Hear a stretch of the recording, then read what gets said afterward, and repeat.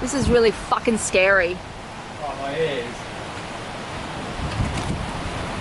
Hi everyone. Well, we just survived a volcano exploding that was 18 miles south of us. And yeah, so we're just going to tell you a little bit about our experience last night. So it happened at 5:30 p.m.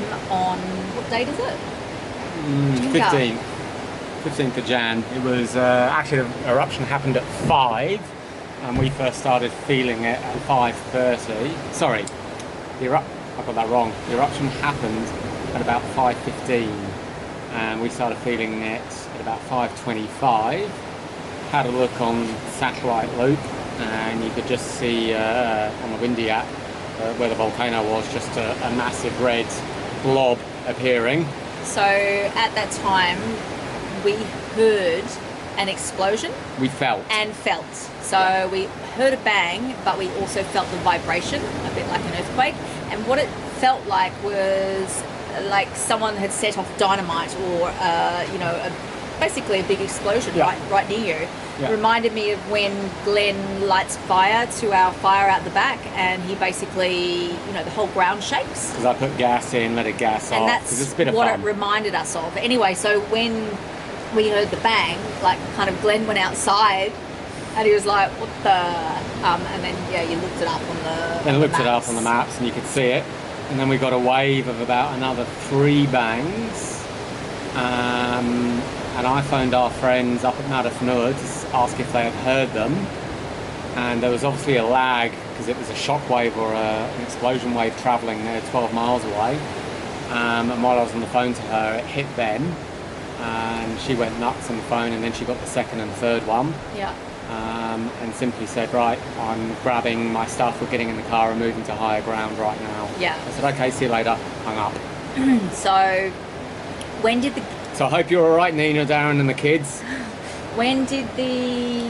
And then about 5 minutes after that, we saw a mushroom cloud. It was... intense. It was akin to watching a mushroom cloud like you've seen in the movies from an atomic bomb. Yeah, something you would only ever see in the movies, and trust me, you don't ever want to experience. So at first we were kind of watching this cloud. And it was moving towards us rapidly. And it was like, I was filming it, so I've got some footage to show you, but got to the point where it got really dark, didn't it? Well, before this that, darkness kind of... sorry, we're just remembering this, but before that, as it was approaching us, my thought was, hang on, that's 80 miles away. It only erupted 15 minutes ago, and if we're getting that here now, this thing is enormous. It's a cataclysmic explosion. This thing is just on a world scale. And then the pressure dropped. Sorry, we forgot to say that all comms went down before this, About 2 minutes after the phone call.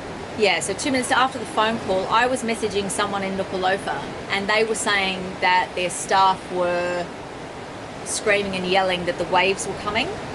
And Glenn also happened to see Tonga Met had just put out a tsunami warning, all of Tonga. It just said tsunami warning, all of Tonga, immediate. And everything went down after that, so, basically it's all. So we've got the tsunami thing in our heads, the gas cloud or the mushroom cloud is moving closer to us and it's getting darker.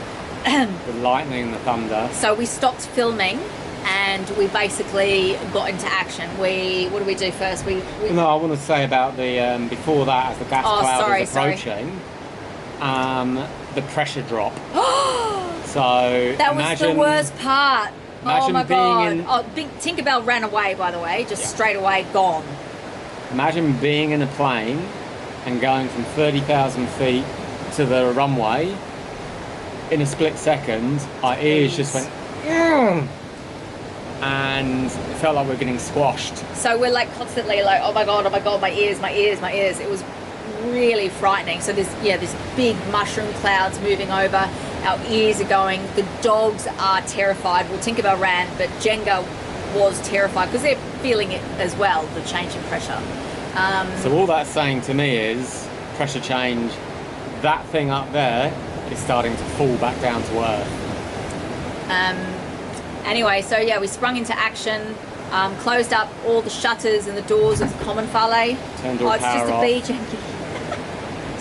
It's a bee looking for a home. Yeah, turned all the power off and stuff, and then because we were in the middle of making pizza for dinner, and then we went home and we're like, grab anything you need. So I grabbed a blanket, shoes, a jumper, all the water bottles I could find. I filled them up. Glenn was protecting all the water tanks, so disconnecting all the down pipes to the water tanks. And what else did I grab? I think that was about it. Oh, no, that was it. Anyway, then Glenn came over and, you know, kind of got our stuff, and then we went to the point, not to the point, but we went to the pathway. So we grabbed our stuff, and just as we did that, we were packing, the first tsunami waves started arriving. Such a scary feeling. Like, I have never been so scared in all my life. We're looking out to, or I'm looking out to the outer reefs to see how much white water's on those. And it's getting dark, by the way. Yeah, coupled with the ash cloud blocking the sun. And you could see massive spray and white water on the reefs coming. I can't see anything. Oh, yeah. Sorry, camera's checking. Sorry. You could see massive white water on the reefs coming, and the first wave started here, and they weren't too bad, and then we started getting a build-up of them more and more, so we said, right, let's go. Those of you who know and been here, from here, the pathway from here to the lagoon, there's Pigeon Mound, which sits about another 10 metres, so you got... We're hoping. We're guessing here. You got the dune. Progressively, as you go inland to the island, it gets a little bit higher, and then you've got Pigeon Mound, so we were going to run to there. So we started going, and I was watching the waves on the front. Karen started running to the Pigeon Mound. And then I yelled out, don't forget your medication. So I had to run back here just as some big waves were starting to hit, grab some bottles of meds, stuffed them in my pocket, and started running back. I'm at the top of Pigeon Mound, by the way. Glenn comes in, where are you? And I'm like, I'm up at the top. And he's like, well, you don't need to get up there yet. And I'm like, no, I was that terrified that that's where I was staying. So she was up there. We decided, because yesterday our dinghy was out of the water. Yeah. And we decided at about 3 o'clock to put it back in the water because we needed it for something over the weekend. So it's sitting on the mooring in the lagoon, so we decided to walk across and check that and see what the backside of the island was like, because we knew the waves were coming on this side. Which just scared me even more, actually, because the lagoon was the opposite side, you know, it's offshore to the volcano, basically. So we went across there, and just as we arrived, all the water had sucked out of the lagoon, and it had I just stop you there? That is the scariest ever that I've ever seen. You see that on movies, water sucking out? Well, we saw it in real life several times. So it sucked out, it was glassy, almost dry, and then just near the reef you could see a dark water which was moving towards you, and you realise that that's the tsunami wave coming in. So of course it didn't look very big, so we stood there and watched it, and it wasn't, it was maybe a few feet, wondering if the boat was going to survive, because that was being sucked stern to the waves. Yeah. And the waves hit the boat and luckily spun it around and it snapped. Sorry, luckily it spun it around and just snapped a bow onto them. So I went through those, and as we looked up to the points, you could see the waves from that was scary. This side, the west side, approaching the pass in between the two islands, and the wave from the east side as they collided. Oh wow. Terrifying. It was like massive rapids, you know, like all the water was just all over the place. But yeah, the two bodies colliding was just intense. And sorry to say, through all of this, we're making it sound exciting. We were terrified. I've only ever been that terrified. I did a poo. I've only ever been that terrified once in my life, and that's when we nearly drowned out here last year.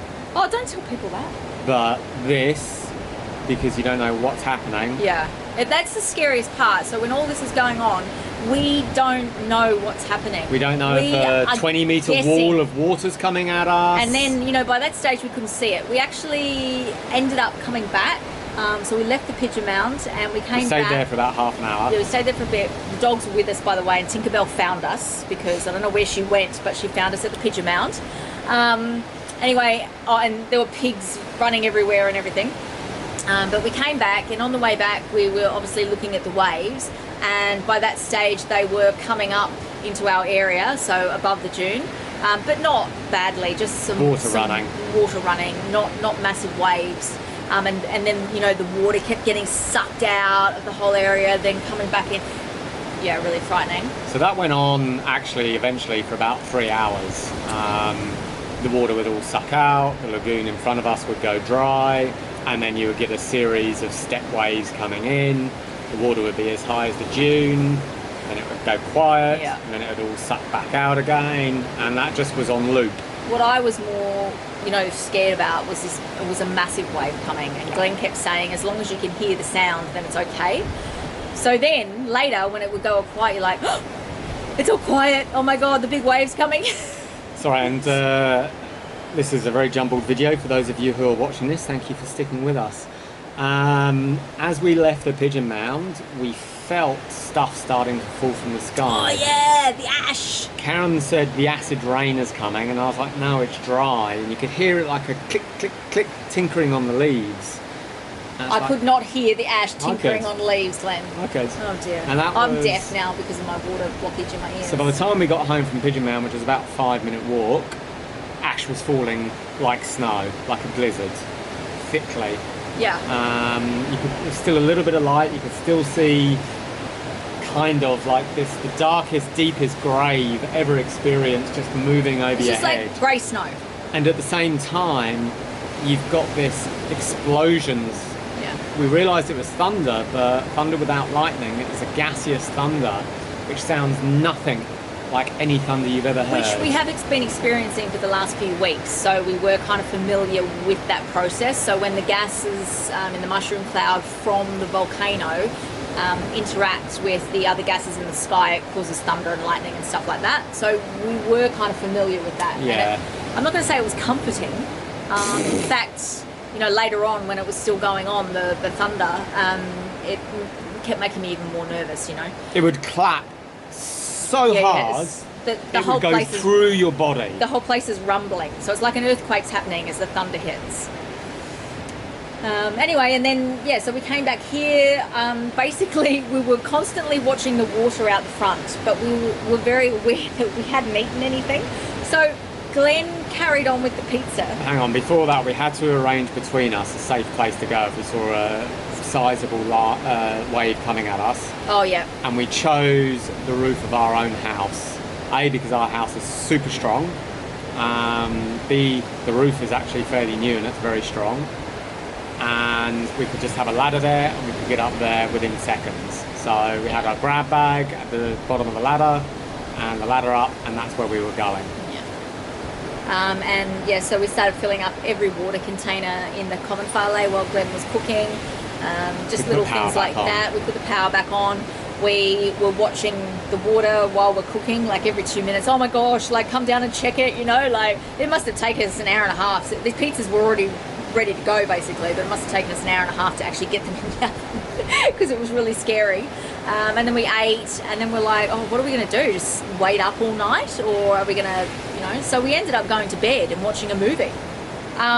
Crazy, but I don't know. What else Calmed do you you do? down. It did calm me down. The waves had seen we were going low tide, the waves seemed to be ebbing off, the thunder was ebbing off. Yeah, because all this kicked off at exactly high tide. So it could only kind of get better, we were hoping, from then. The water went out. Yeah. And then kind of, you know, nothing else really happened. We had rumblings last night. We managed to get a very broken sleep.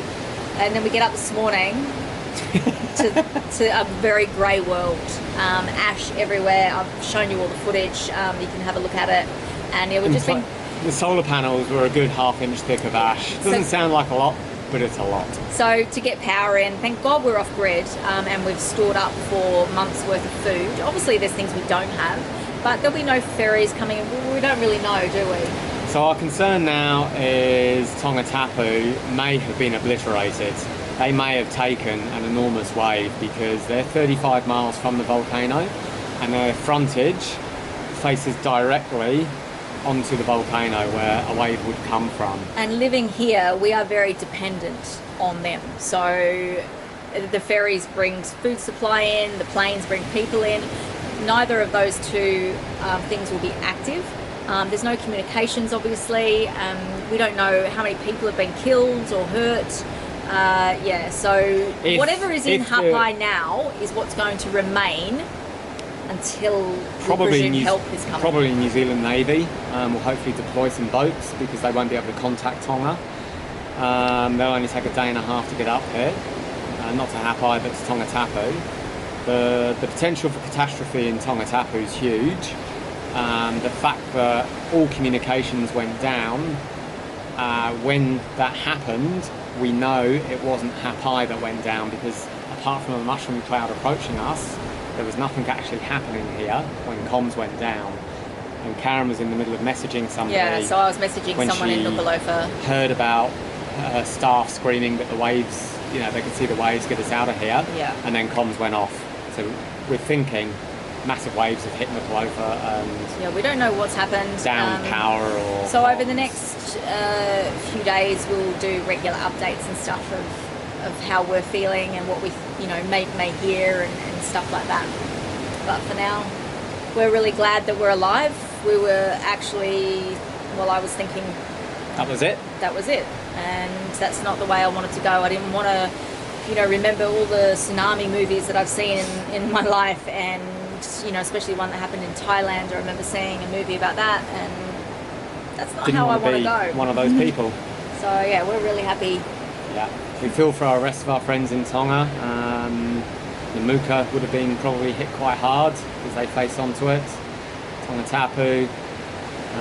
Our good friend Saya from the Fuka came in to check on us to see if we're okay this morning. He brought a boat out and stood on his roof. He couldn't come in because the waves are massive, so... Raised a white flag and waved at me, and I stood on the beach and waved back, and really he gave me a thumbs up. And it was nice to have that. Yeah. We're going to go and check on Paddy and Sammy. This afternoon. We can't go now because of the tide, but we'll go this afternoon. When it's high tide, we can get in our dinghy and go down and see them. And then tomorrow we're going to go into town and see what's going on, if anyone knows anything. All right. And in a minute, we'll walk up to the point and see what's happened to our kite surfing spot. Yeah. Probably won't be there any longer. Stay tuned for pictures of that. Cheers, guys. Oh, my ears. What does it mean? This is really fucking scary. Oh, my ears.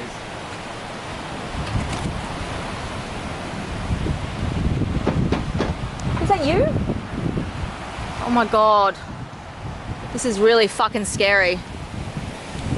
We're not even near it. What's happening in Tonga? This is falling. We're gonna get dumped.